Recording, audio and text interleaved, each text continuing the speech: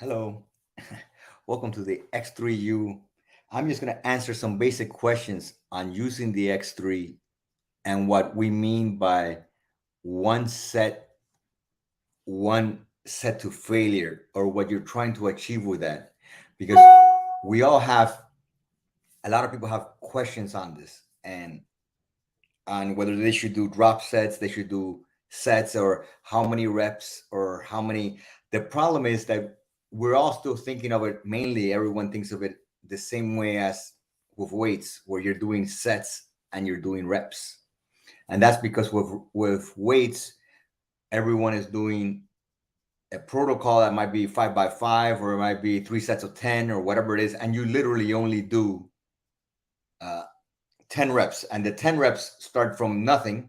Let's say if you're doing a curl and your curl is like this, and you curl it up to here, you do 1 rep at a time, because you're doing here, there's nothing. You basically almost throw it up with momentum, and you get over here, and here there's really nothing anyways, because now you're holding it like this. So you're doing 1 rep at a time every time. Each of those reps is a separate rep, and you try to do 10 of them, let's say. With the X3, we're not doing that. We're not doing 1 rep at a time of anything, and we're not doing uh, sets in the same way, because you're not doing a set.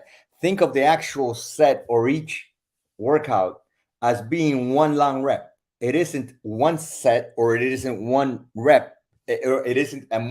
We count the reps only as a measure of progress, but it isn't multiple reps either. Because what it is that once you load, let's say that we're starting from 0 to 100 over here.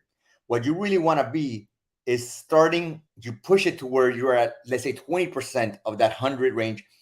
0 would be at complete letting go of all the tension, and you want to push it to like 20%. Going to 100 will mean you go to a lockout. We don't want to get there either. So we're going to go to like 80%, right? So you're moving between 20% and 80%, and you keep on moving that way.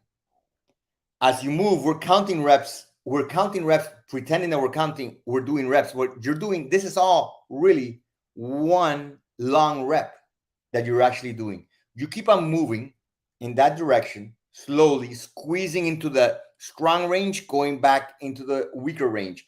But since you've never let go of tension, you're doing 1 rep. We're counting reps visually, because that's the only way to actually gauge progress in the lifting part, right?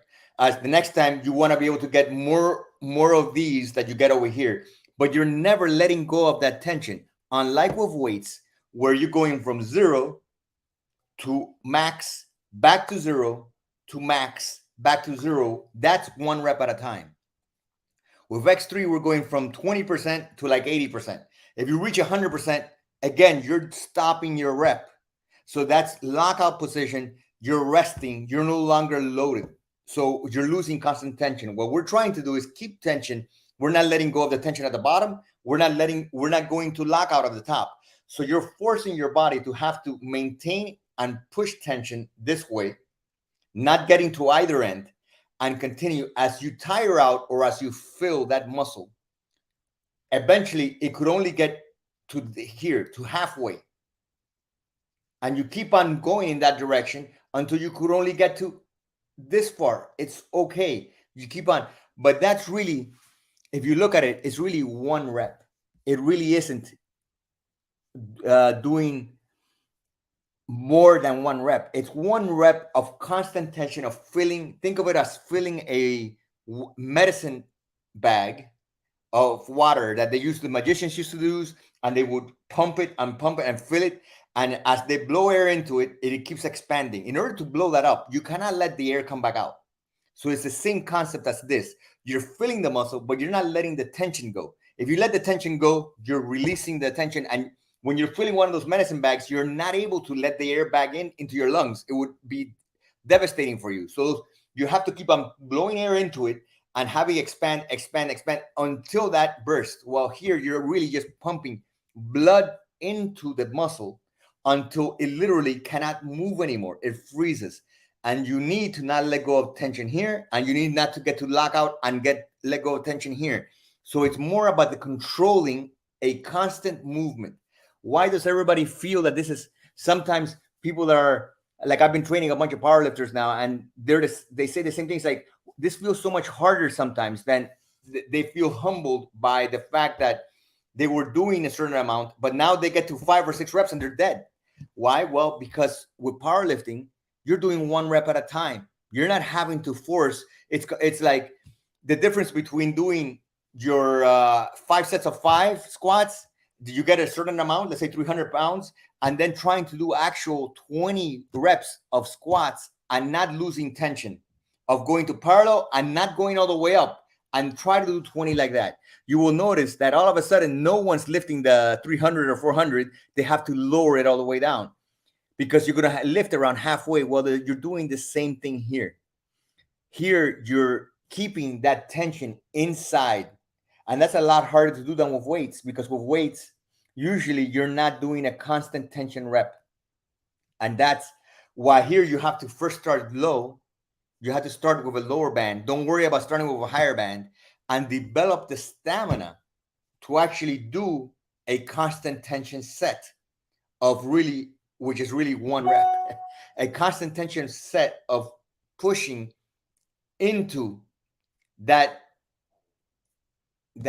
your muscle and keeping on until you wear out. You usually want to be able to reach 15 and then advance from there.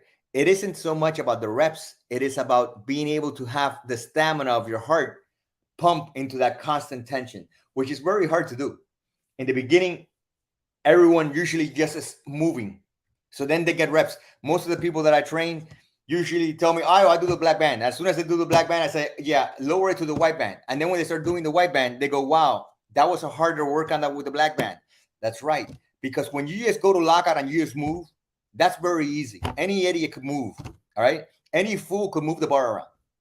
You could move the bar around easily and nothing happened, and you're not stimulating anything. There's a big difference in actually not letting go of tension and actually doing it the right way. That brings you a different type of feeling to the muscle, and that's the way you want to work out. So remember, the key here is don't just move that bar. Really concentrate and never letting go of that tension at the weak range, and actually not going to lockout, and actually feeling yourself squeeze your way into that strong range. Anybody have any questions?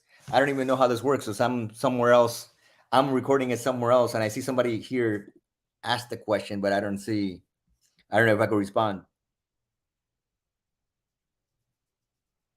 Sometimes you don't feel tired when you hit 15 reps. Should I just keep? Yeah. Why? The idea is not to stop at 15 reps. The idea is to continue. Remember, it's not reps you're doing. We're only counting them as reps. But the idea is not to stop at 15 reps. The idea is to go all the way until you can't move. Now, if you find that you're using a band, that you're actually going constant tension here and getting past 40, that band's too light. You got to use another band because you are not using anything that's giving you an actual workout. So if you're really, really doing slow, concentrated, and you're getting past 40 and you're going all the way through and not going to lockout and not going tension, that's light. Band's too light. Yeah, you got to be using a heavier band where it will become hard to do. So I don't see why, if you don't feel tired by 15, yeah, get to 20, get to 25. That's pretty normal. Okay.